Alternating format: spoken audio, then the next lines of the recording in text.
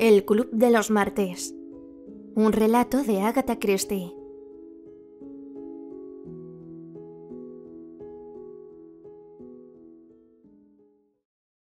Misterios sin resolver. Raymond West lanzó una bocanada de humo y repitió las palabras con una especie de deliberado y consciente placer. Misterios sin resolver. Miró satisfecho a su alrededor. La habitación era antigua, con amplias vigas oscuras que cruzaban el techo, y estaba amueblada con muebles de buena calidad muy adecuados a ella. De ahí la mirada aprobadora de Raymond West. Era escritor de profesión y le gustaba que el ambiente fuera evocador. La casa de su tía James siempre le había parecido un marco muy adecuado para su personalidad. Miró a través de la habitación hacia donde se encontraba ella, sentada, muy tiesa, en un gran sillón de orejas. Mrs. Marple vestía un traje de brocado negro, de cuerpo muy ajustado en la cintura, con una pechera blanca de encaje holandés de Mechlin. Llevaba puestos mitones también de encaje negro, y un gorrito de puntilla negra recogía sus sedosos cabellos blancos. Tejía algo blanco y suave, y sus claros ojos azules, amables y benevolentes, contemplaban con placer a su sobrino y los invitados de su sobrino. Se detuvieron primero en el propio Raymond, tan satisfecho de sí mismo. Luego en Joyce Lempriere, la artista de espesos cabellos negros y extraños ojos verdosos. Y en Sir Henry Clithering, el gran hombre de mundo. Había otras dos personas más en la habitación: el doctor Pender, el anciano clérigo de la parroquia, y Mr. Pitherick, abogado, un enjuto hombrecillo que usaba gafas, aunque miraba por encima y no a través de los cristales. Mrs. Marple dedicó un momento de atención a cada una de estas personas, y luego volvió a su labor con una dulce sonrisa en los labios. Mr. Pitherick lanzó la tosecilla seca que precedía siempre sus comentarios. ¿Qué es lo que has dicho, Raymond? ¿Misterios sin resolver? ¿Y a qué viene eso? A nada en concreto, replicó Joyce Lempriere. A Raymond le gusta el sonido de esas palabras y decírselas a sí mismo. Raymond West le dirigió una mirada de reproche que le hizo echar la cabeza hacia atrás y soltar una carcajada. Es un embustero, ¿verdad, Mrs. Marple? Preguntó Joyce. Estoy segura de que usted lo sabe. Mrs. Marple sonrió amablemente, pero no respondió.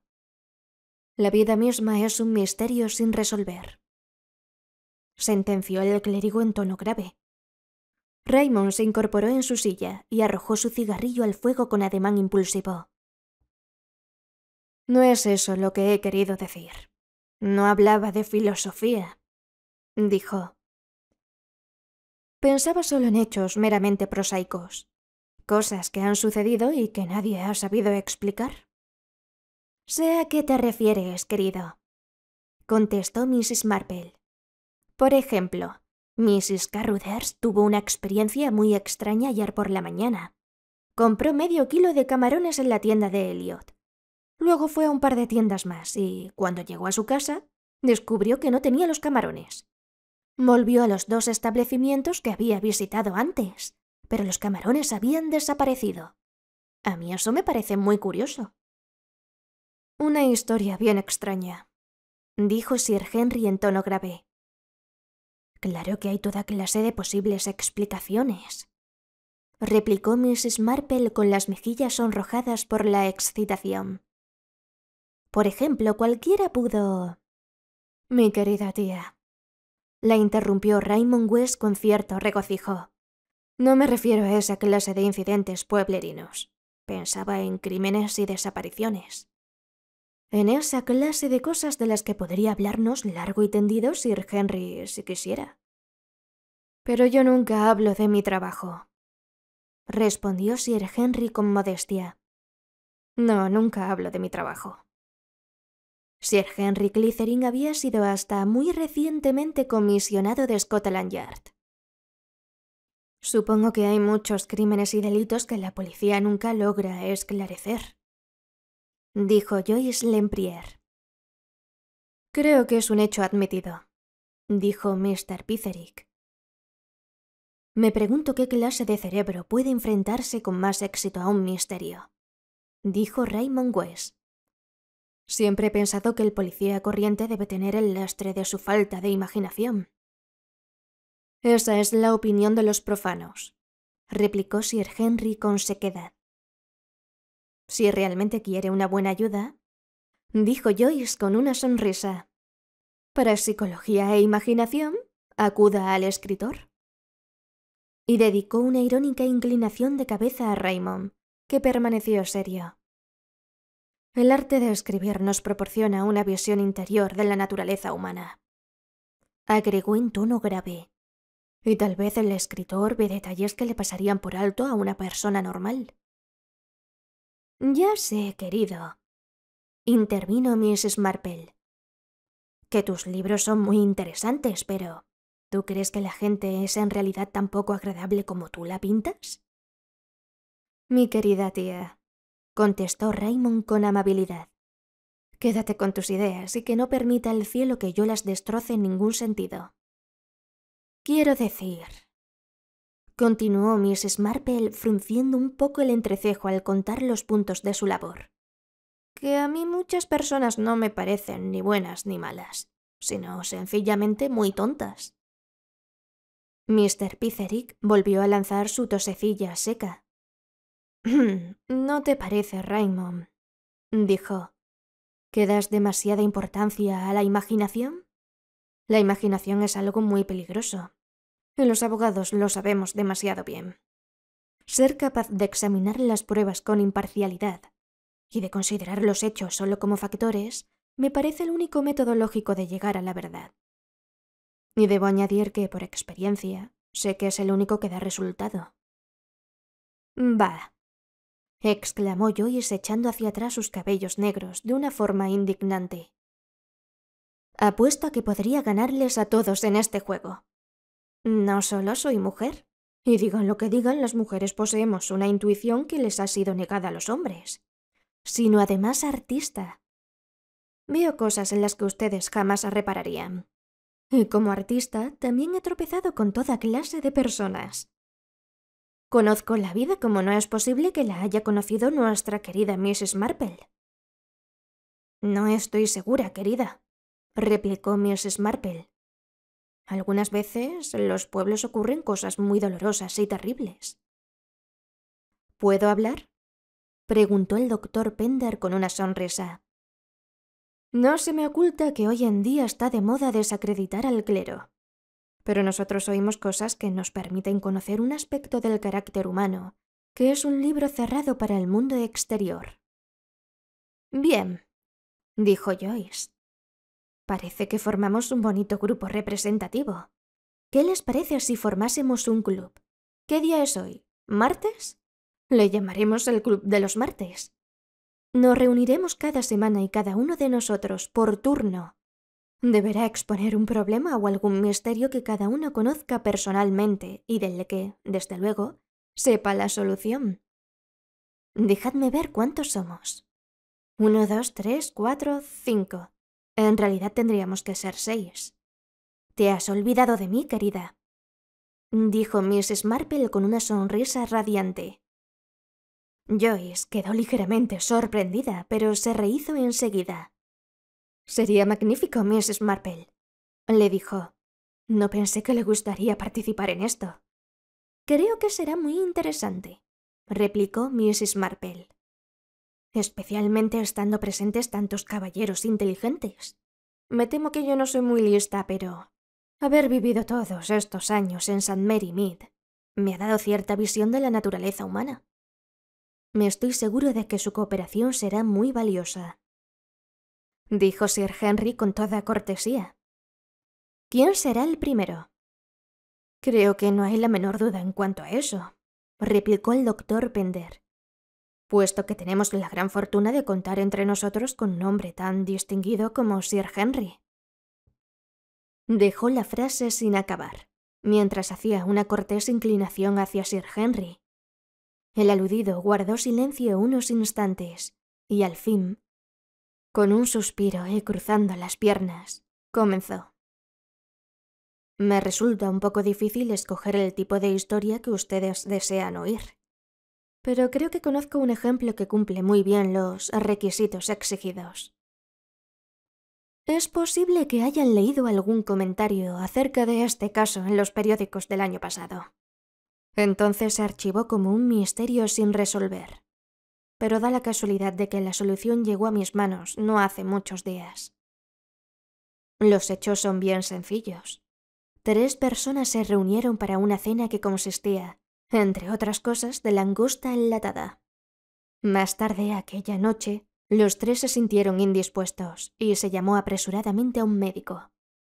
2 de ellos se restablecieron y el tercero falleció. «Oh», dijo Raymond en tono aprobador.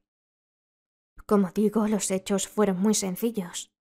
Su muerte fue atribuida a envenenamiento por alimentos en mal estado.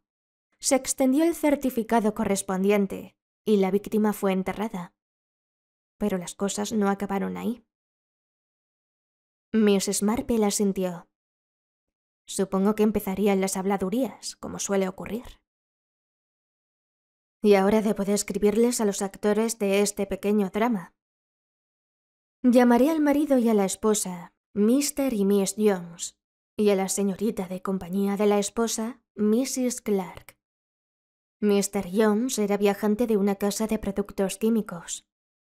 Un hombre atractivo en cierto modo, jovial y de unos 40 años.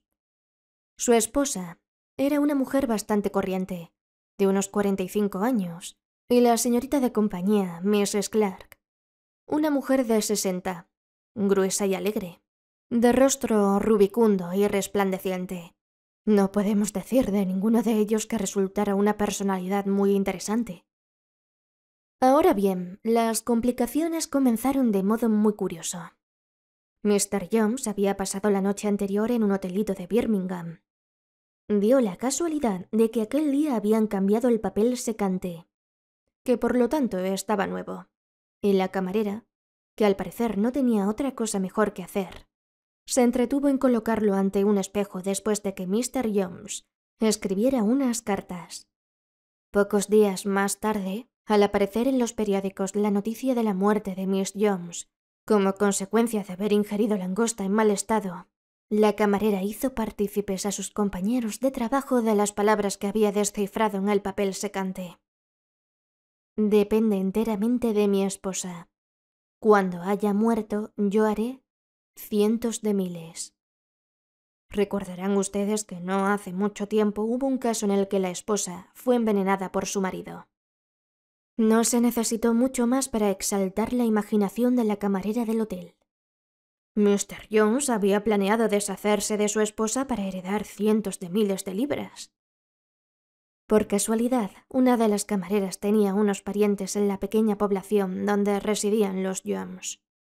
Les escribió y ellos contestaron que Mr. Jones, al parecer, se había mostrado muy atento con la hija del médico de la localidad, una hermosa joven de 33 años, y empezó el escándalo. Se solicitó una revisión del caso al Ministerio del Interior y en Scotland Yard se recibieron numerosas cartas anónimas acusando a Mr. Jones de haber asesinado a su esposa. Debo confesar que ni por un momento sospechamos que se tratase de algo más que de las habladurías y chismorreos de la gente del pueblo. Sin embargo, para tranquilizar a la opinión pública, se ordenó la exhumación del cadáver. Fue uno de esos casos de superstición popular basada en nada sólido, y que resultó sorprendentemente justificado. La autopsia dio como resultado el hallazgo del arsénico suficiente para dejar bien sentado que la difunta señora había muerto envenenada por esta sustancia, y en manos de Scotland Yard, junto con las autoridades locales, quedó el descubrir cómo le había sido administrada y por quién. «Oh», exclamó Joyce, «me gusta, esto sí que es bueno». Naturalmente, las sospechas recayeron en el marido. Él se beneficiaba de la muerte de su esposa, no con los cientos de miles que románticamente imaginaba la doncella del hotel, pero sí con la buena suma de 8.000 libras. Él no tenía dinero propio, aparte del que ganaba, y era un hombre de costumbres un tanto extravagantes y al que le gustaba frecuentar la compañía femenina. Investigamos con toda la delicadeza posible sus relaciones con la hija del médico, pero, aunque al parecer había habido una buena amistad entre ellos tiempo atrás, habían roto bruscamente unos 2 meses antes. Y desde entonces no parecía que se hubieran visto. El propio médico, un anciano íntegro y de carácter bonachón, quedó aturdido por el resultado de la autopsia. Le habían llamado a eso de la medianoche para atender a los 3 intoxicados. Al momento comprendió la gravedad de Miss Jones y envió a buscar a su dispensario unas píldoras de opio para calmarle el dolor. No obstante, a pesar de sus esfuerzos, la señora falleció, aunque ni por un momento sospechó que se tratara de algo anormal. Estaba convencido de que su muerte fue debida a alguna forma de botulismo. La cena de aquella noche había consistido básicamente en langosta enlatada con ensalada, pastel y pan con queso. Lamentablemente no quedaron restos de la langosta. Se la comieron toda y tiraron la lata. Interrogó a la doncella, Gladys Lynch, que estaba llorosa y muy agitada, y que a cada momento se apartaba de la cuestión, pero declaró una y otra vez que la lata no estaba hinchada y que la langosta le había parecido en magníficas condiciones. Esto eran los hechos en los que debíamos basarnos. Si Jones había administrado subrepticiamente arsénico a su esposa, parecía evidente que no pudo hacerlo con los alimentos que tomaron en la cena, puesto que las 3 personas comieron lo mismo. Y también hay otra cosa. El propio Jones había regresado de Birmingham en el preciso momento en que la cena era servida, de modo que no tuvo oportunidad de alterar ninguno de los alimentos de antemano. ¿Y qué me dice de la señorita de compañía de la esposa?, preguntó Joyce. La mujer gruesa de rostro alegre. Sir Jones asintió. No nos olvidamos de Mrs. Clark, se lo aseguro, pero no parecieron dudosos los motivos que pudiera tener para cometer el crimen. Miss Jones no le dejó nada en absoluto y, como resultado de la muerte de su patrona, tuvo que buscarse otra colocación. Eso parece eliminarla, replicó Joyce pensativa. Uno de mis inspectores pronto descubrió un dato muy significativo. Prosiguió Sir Henry. Aquella noche, después de cenar, Mr. Jones bajó a la cocina y pidió un tazón de harina de maíz para su esposa, que se había quejado de que no se encontraba bien. Esperó en la cocina hasta que Gladys Lynch lo hubo preparado, y luego él mismo lo llevó a la habitación de su esposa. Esto, admito, pareció cerrar el caso. El abogado asintió. Móvil, dijo uniendo las puntas de sus dedos. Oportunidad. Y además, como viajante de una casa de productos químicos, fácil acceso al veneno.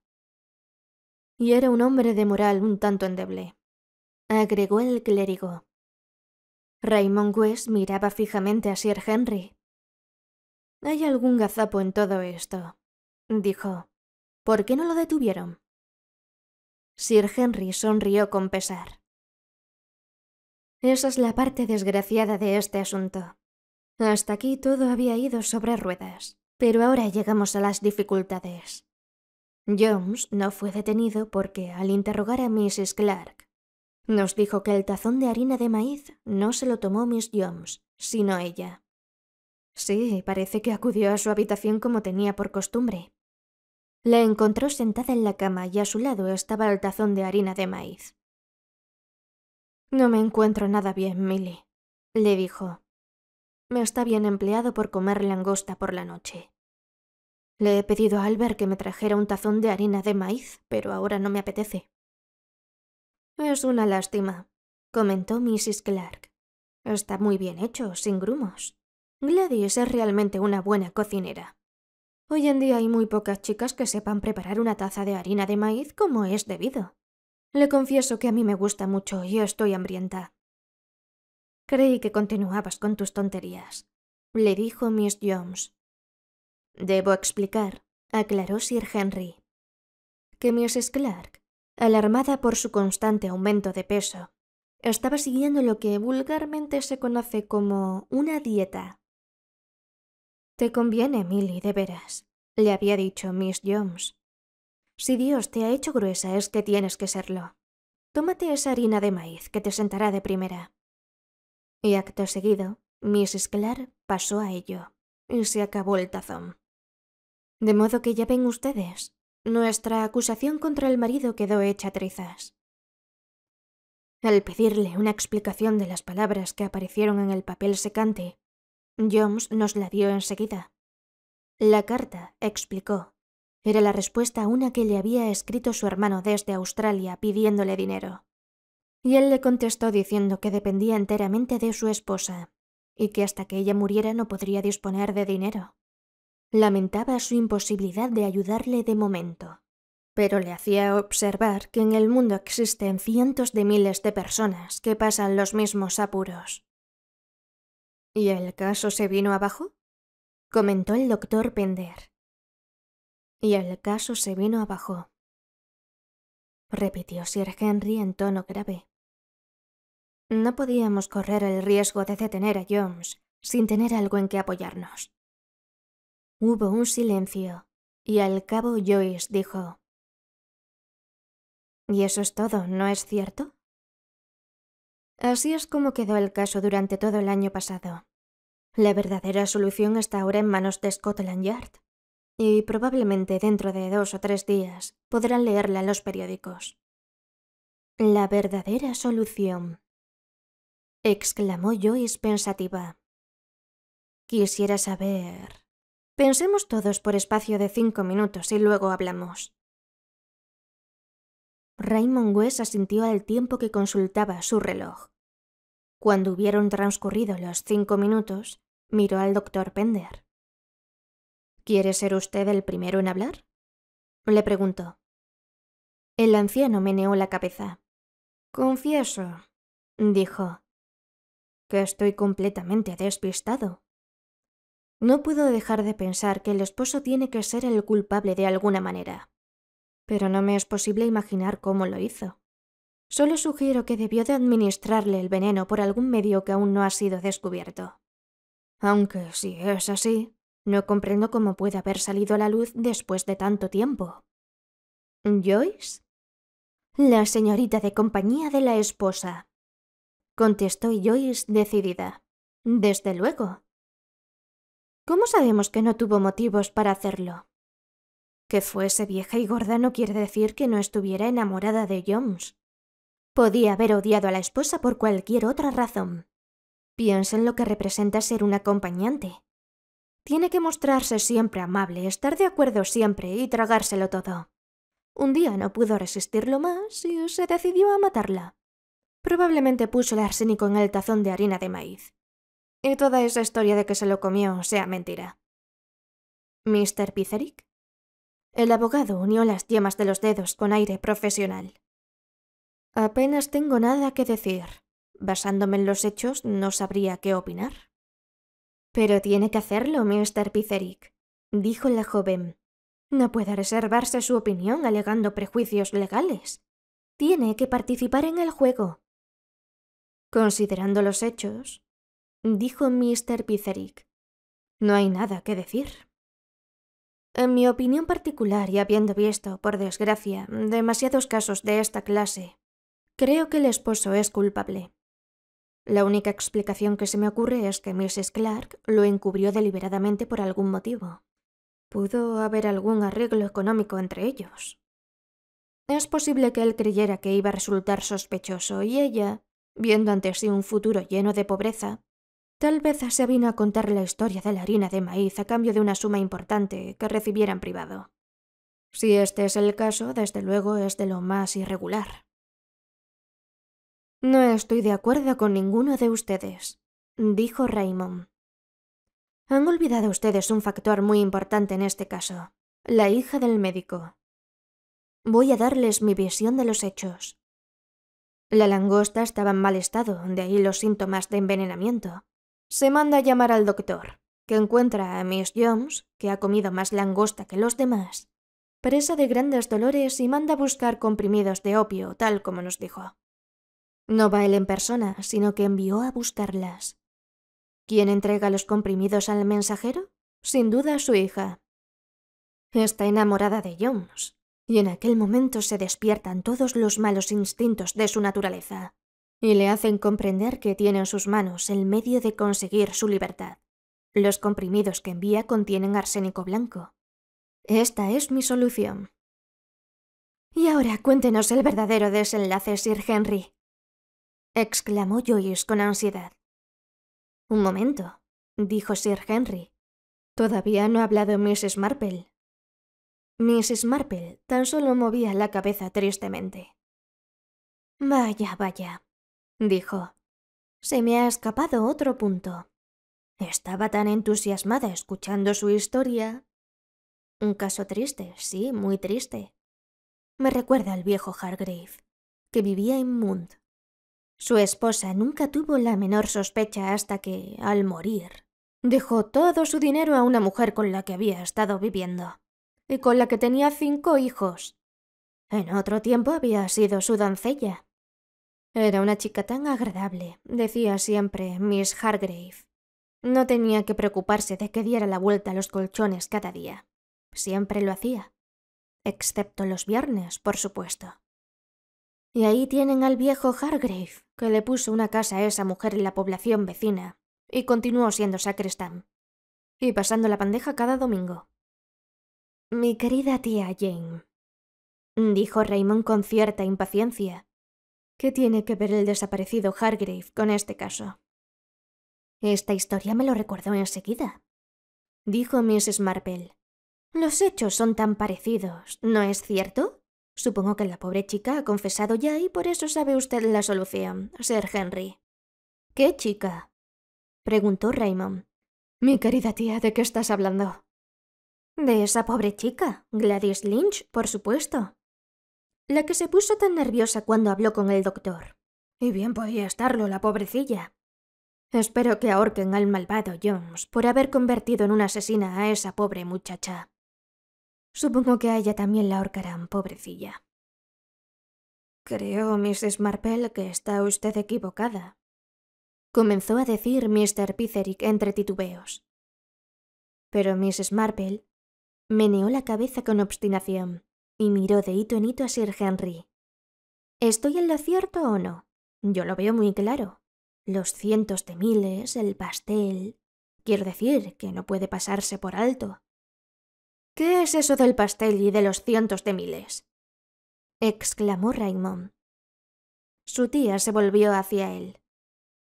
Las cocineras casi siempre ponen cientos de miles en los pasteles, querido, le dijo. Son esos azucarillos rosas y blancos. Desde luego, cuando oí que habían tomado pastel para cenar y que el marido se había referido en una carta a cientos de miles, relacioné ambas cosas. Allí es donde estaba el arsénico, en los cientos de miles. Se lo entregó a la muchacha y le dijo que lo pusiera en el pastel. Pero eso es imposible, replicó Joyce vivamente. Todos lo tomaron. Oh, no, dijo Mrs. Marple.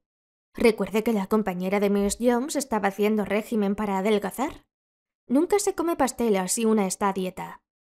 Yo supongo que Jones se limitaría a separar los cientos de miles de su ración, poniéndolos a un lado en el plato. Fue una idea inteligente, aunque muy malvada. Los ojos de todos estaban fijos en Sir Henry.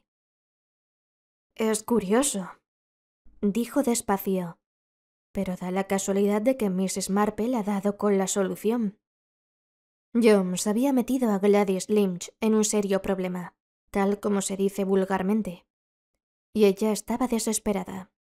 Él deseaba librarse de su esposa y prometió a Gladys casarse con ella cuando su mujer muriese. Él consiguió los cientos de miles y se los entregó a ella con instrucciones para su uso. Gladys Lynch falleció hace una semana. Su hijo murió al nacer. y Jones la había abandonado por otra mujer. Cuando agonizaba, confesó la verdad. Hubo unos instantes de silencio, y luego Raymond dijo: «Bueno, tía Jane, esta vez has ganado. No entiendo cómo has adivinado la verdad. Nunca hubiera pensado que la doncella tuviera nada que ver en el caso».